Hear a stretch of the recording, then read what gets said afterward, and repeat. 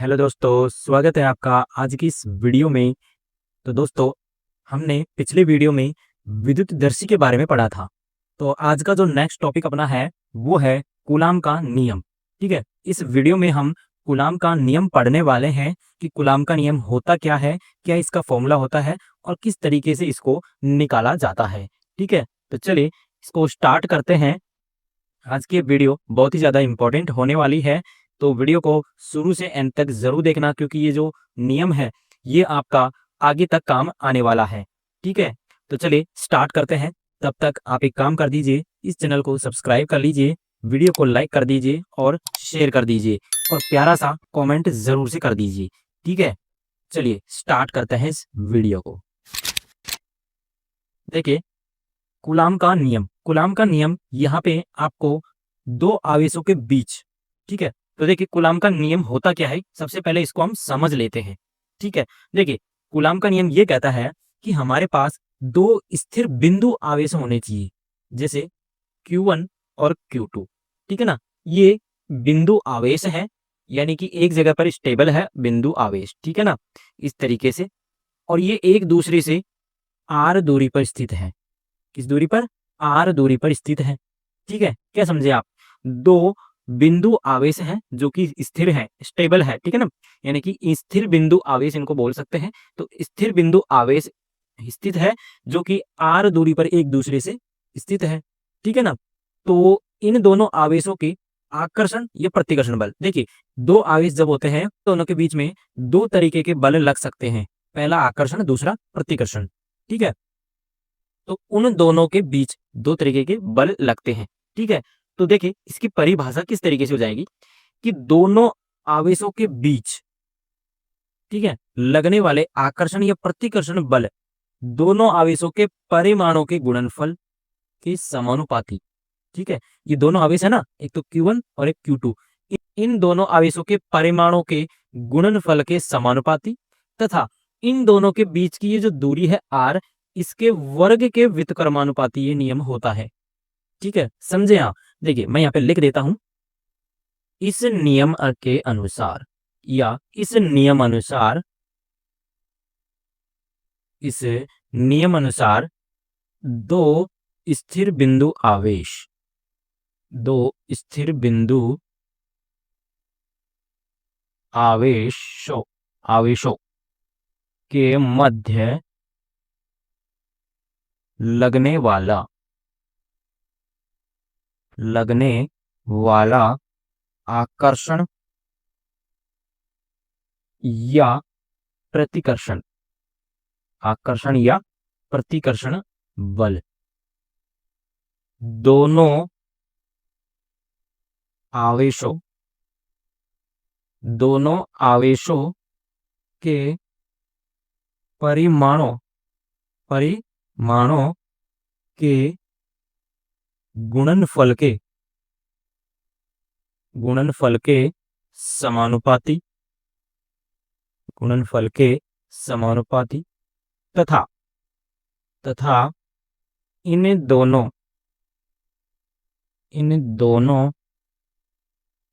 आवेशों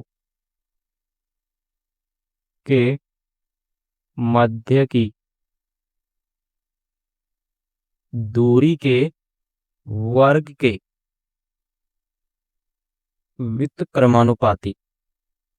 क्रमानुपाती होता है। ठीक है, ये आपकी यहाँ पे परिभाषा हो जाती है। ठीक है ना, ये क्या हो जाती है? कूलाम के नियम की परिभाषा हो जाती है। अब इस कूलाम के नियम को दूसरे नाम से भी जाना जाता है, जो कि होता है व्युत्क्रम वर्ग का नियम। ठीक है ना, यहाँ पे लिख लीजिए, इस नियम को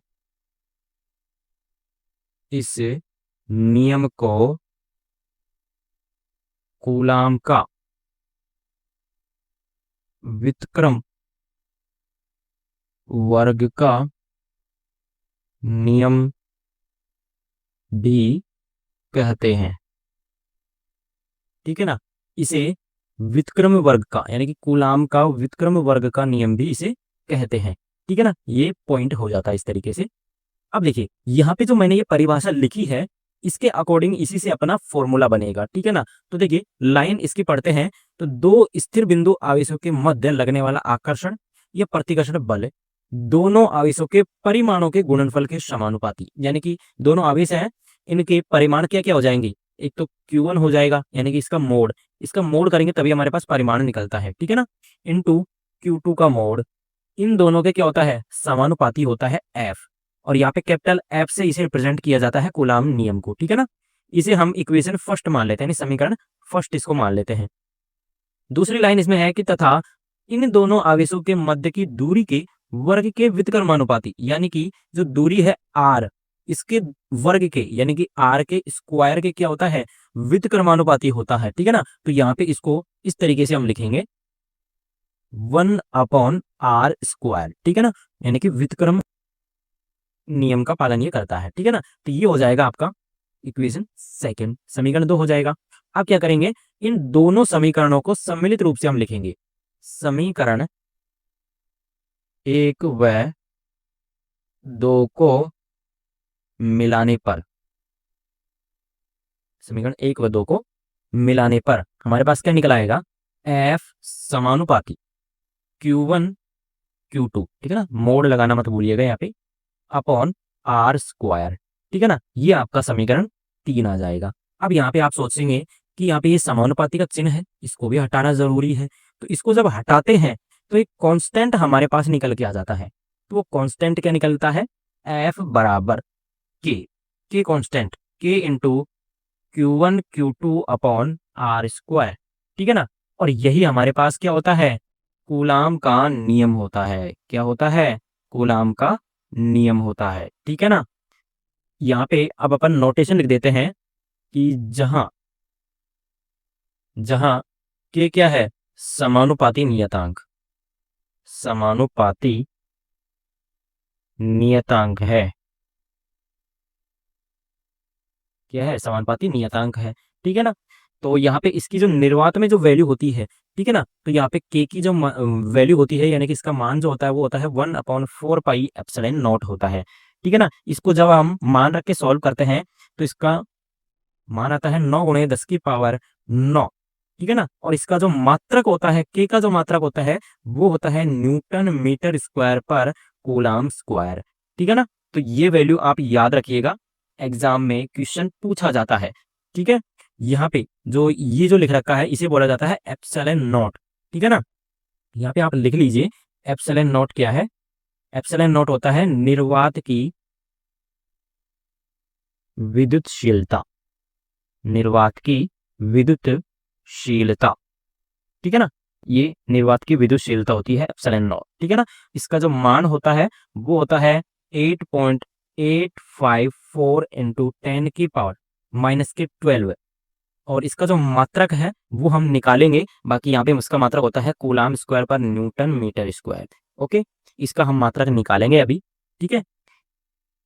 तो आप लोगों ने यहाँ तक क्या देखा कि जो कूलाम का नियम है वो क्या था हमारा, वो यहाँ पे निकला है F बराबर K into Q1 Q2 upon R square, ठीक है ना। यहाँ पे K क्या है, K यहाँ पे समानुपाती नियतांक है जिसका मान 9 गुणे 10 की पावर 9 न्यूटन मीटर स्क्वायर पर कूलाम स्क्वायर होता है।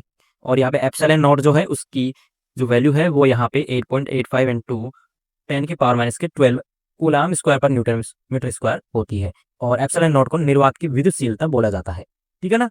अब यहाँ पे अगले पॉइंट पर बढ़ते हैं। यहाँ पे एप्सिलॉन नॉट जो है, यहाँ पे हमारा एप्सिलॉन नॉट, इसकी हम क्या निकालते हैं, विमा निकालते हैं, लेकिन इससे पहले हम इसका मात्रक निकालते हैं कि इसका मात्रक क्या आता है, ठीक है ना।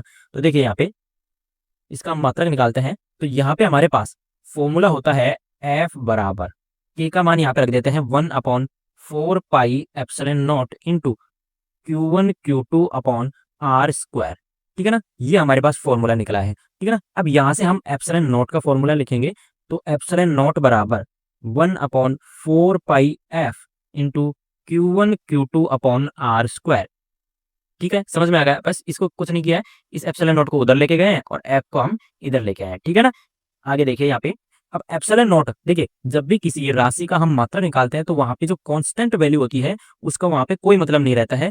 तो यहाँ पे जो ये 1/4 पाई है इसको हम हटा देंगे यहाँ से, ठीक है ना। तो यहाँ पे बचेगा एप्सिलॉन नॉट बराबर Q1 Q2 upon F into r square, ठीक है ना। अब देखिए यहाँ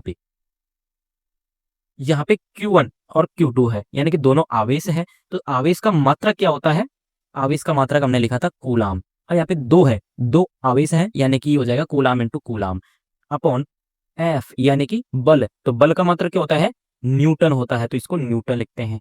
और आर स्क्वायर, आर क्या थी यहाँ पे, लेंथ यानी कि लंबाई थी, और लंबाई का मात्रक क्या होता है, मीटर होता है, तो ये हो जाएगा आपका मीटर स्क्वायर, तो इसको लिखेंगे हम कूलाम स्क्वायर पर न्यूटन मीटर स्क्वायर, ठीक है ना। और यहाँ पे यही तो लिखा है हमने, ठीक है ना, ध्यान से देखो इसको, यही मात्रक यहाँ पे लिखा हुआ है कूलाम स्क्वायर पर न्यूटन मीटर स्क्वायर, तो यहाँ पे एप्सिलॉन नॉट का जो मात्रक है वो यहाँ पे कूलाम स्क्वायर पर न्यूटन मीटर स्क्वायर आ गया है।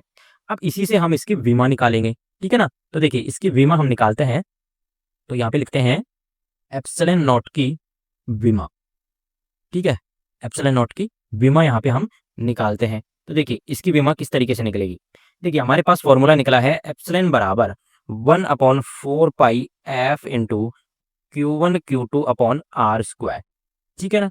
अब यहाँ पे देखिए एप्सिलॉन नॉट की विमा हम निकालते हैं यहाँ से, तो हमको यहाँ पे देखिए इससे हमको कोई मतलब नहीं है, क्योंकि ये तो कांस्टेंट वैल्यू है, ठीक है ना, हमको चाहिए ओनली इतना ही फॉर्मूला, ठीक है ना। तो यहाँ से देखिए एप्सिलॉन नॉट की विमा क्या निकलेगी, यहाँ पे Q1 और Q2 है, यानी कि दो बार क्या है, आवेश है, और आवेश की विमा मैंने आपको क्या बताई थी, आवेश की विमा क्या बताई थी, A1T1, अगर जिसने फर्स्ट लेक्चर देखा है उसको ये पता होगा ये बात, ठीक है ना, उसको ये वैल्यू पता होगी कि आवेश की विमा A1T1 होती है, ठीक है ना। और जिसने नहीं देखा वो तो यहाँ पे कंफ्यूज ही रहेगा, ठीक है ना।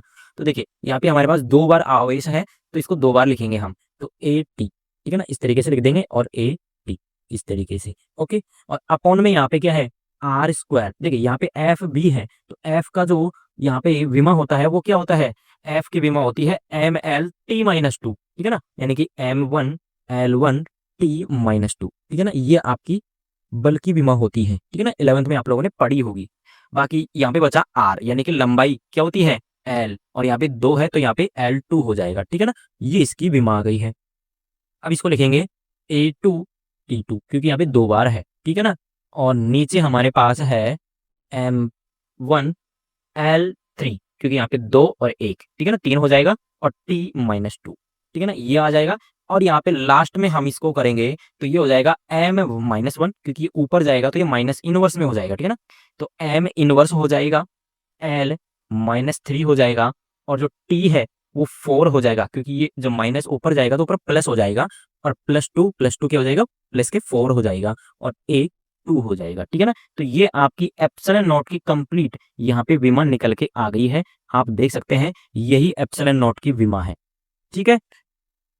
तो ये क्या निकली हमारे पास एप्सिलॉन नॉट की विमा, M इनवर्स L-3 T4A2, ठीक है ना, ये एप्सिलॉन नॉट की विमा है, निर्वात की विद्युतशीलता की विमा है, ठीक है ना, एग्जाम में पूछी जाती है, याद रखिएगा। बाकी इसको निकालना जिसको आता है वो कभी गलत नहीं करेगा, ठीक है ना। चलिए आगे बात करते हैं, यहाँ पे आगे हम बात करते हैं इस कूलाम के नियम की, यानी कि बल की। अगर दोनों आवेशों के मध्य कोई माध्यम भरा हो, यानी कि कोई भी माध्यम हो सकता है, ठीक है ना, कोई भी परावैद्युतांक पदार्थ भरा हुआ हो सकता है, तो उस टाइम पे हमारा जो कूलाम बल है वो कितना कैसा लगेगा। तो देखिए हम यहाँ पे लिख देते हैं पॉइंट, यहाँ पे नोट लगा के आप लिख लीजिएगा, इसको एग्जाम में पूछा जाता है। यदि दोनों आवेशों के मध्य, दोनों आवेशों के मध्य कोई माध्यम, कोई माध्यम भरा हो, कोई माध्यम भरा हो, तो कूलाम बल, तो कूलाम बल कितना होगा, यहाँ पे हो जाएगा आपका Fm बराबर, भाई मीडियम में, ठीक है ना, मीडियम में बल क्या होगा, Fm बराबर 1/4 पाई एप्सिलॉन, भाई एप्सिलॉन नॉट नहीं लगाएंगे क्योंकि वो निर्वात में था, अब ये माध्यम में हो गया, तो यहाँ पे इसको एप्सिलॉन ही रहने देंगे, या फिर इसकी जगह पे हम एप्सिलॉन m इसको कर सकते हैं, ठीक है ना। और बाकी यहाँ पे Q1 Q2 upon R square, बस इतना सा हो जाएगा ये, ठीक है ना। ये नोट पॉइंट याद रखिएगा, यहाँ पे एप्सिलॉन m जो है वो माध्यम की विद्युतशीलता है, तो एप्सिलॉन m क्या है, माध्यम की विद्युतशीलता, विद्युतशीलता, ठीक है, याद रखिएगा इसको।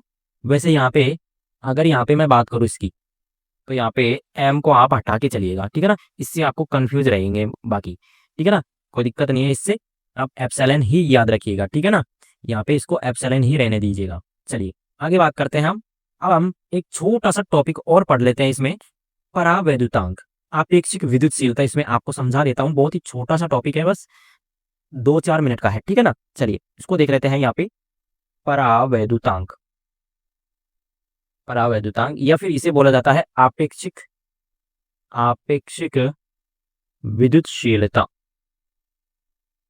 विद्युतशीलता इसे हम एप्सिलॉन आर से रिप्रेजेंट किया जाता है, ठीक है ना, किससे, एप्सिलॉन आर से इसको रिप्रेजेंट किया जाता है, ठीक है।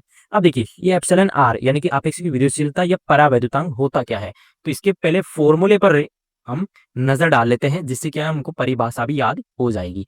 तो देखिए इसका जो फॉर्मूला है वो क्या होता है, एप्सिलॉन आर बराबर, इसका फॉर्मूला होता है निर्वात या फिर इसको बोल सकते हैं हम वायु में आवेशों के मध्य बल अपॉन में हो जाएगा अपना उन्हीं आवेशों पर माध्यम में लगने वाला, तो ये आप लिख सकते हैं माध्यम में लगने वाला बल, ठीक है ना। तो इसको लिख देंगे हम एफ नॉट और इसको लिख देंगे एफ एम, ठीक है ना। तो आप लोगों को समझ में आ गया होगा कि ये क्या चीज है, ठीक है ना। अब इसको हम फॉर्मूले से लिखते हैं, तो एप्सिलॉन आर बराबर हो जाएगा अपना, देखिए निर्वात में जो बल हमारा आया था वो क्या आया था, 1/4 pi epsilon naught into Q1 Q2 upon R square. भाई यही तो आया था हमारा निर्वात में, एफ बराबर, ठीक है ना। इसको हम एफ ही लिख के चलते हैं भाई, ठीक है ना। इसको हम क्या लिख के चलते हैं, एफ, ओनली एफ लिख के चलते हैं, ठीक है ना। और हमारा माध्यम में जो बल आया था वो क्या आया था, 1/4 pi epsilon into Q1 Q2 upon R square, ठीक है ना। भाई यही तो आया था, हमने अभी आपको ऊपर जो पढ़ाया भाई वही चीजें मैंने यहाँ पे लिखी है, ठीक है ना। अब यहाँ पे आपको क्या दिख रहा है, बस काटने का काम दिख रहा है कि यहाँ पे ये चीज यहाँ से ये कट जाएगी और यहाँ से ये 1/4 पाई कट जाएगा, ठीक है ना। बचा क्या हमारे पास, एप्सिलॉन नॉट और एक यहाँ पे एप्सिलॉन बचा, ठीक है ना। अब इसको किस तरीके से लिखेंगे, एप्सिलॉन आर बराबर हमारे पास एप्सिलॉन अपॉन एप्सिलॉन नॉट बचेगा, ठीक है ना, क्योंकि ये जो वैल्यू है ये ऊपर जाएगी, ठीक है ना, और ये नीचे रह जाएगी। ओके, इसको आप सॉल्व करके देख लीजिएगा, यही आंसर इसका निकलने वाला है, ठीक है ना। तो यही क्या है आपका, इसी को बोला जाता है आपेक्षिक विद्युतशीलता, ठीक है ना। क्या बोला जाता है, आपेक्षिक विद्युतशीलता या परावैद्युतांक बोला जाता है, ठीक है ना। इसको क्या बोला जाता है कि निर्वात में विद्युतशीलता यानी कि यहाँ पे माध्यम की विद्युतशीलता तथा निर्वात की विद्युतशीलता का अनुपात क्या होता है, आपेक्षिक विद्युतशीलता या परावैद्युतांक कहलाता है, ठीक है ना। तो इसकी परिभाषा आप लोग लिख सकते हो इस फॉर्मूले से, किससे, इस फॉर्मूले से या फिर इस फॉर्मूले से, इन दोनों फॉर्मूले से आप दो परिभाषाएं आप लिख सकते हो, ठीक है ना। दोनों ही करेक्ट हो जाएंगे, आपकी कोई सी भी गलत नहीं होंगी, ठीक है ना। तो यहाँ पे इस फॉर्मूले से मैं आपको परिभाषा लिख देता हूं ताकि आप इसको याद कर सको, ठीक है ना। तो यहाँ पे लिख लीजिएगा कि उपरोक्त से स्पष्ट है कि माध्यम की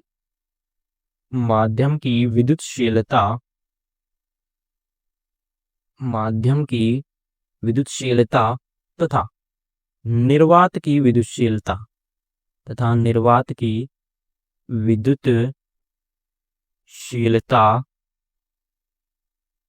का अनुपात को ही परावैद्युतांक कहते हैं, ठीक है। यहां से हम इस फॉर्मूले को एक रूप ये भी दे सकते हैं कि माध्यम की विद्युतशीलता है ये आपेक्षिक विद्युतशीलता तथा निर्वात की विद्युतशीलता का गुणनफल होता है, ठीक है ना, ये वाली चीज, ठीक है ना।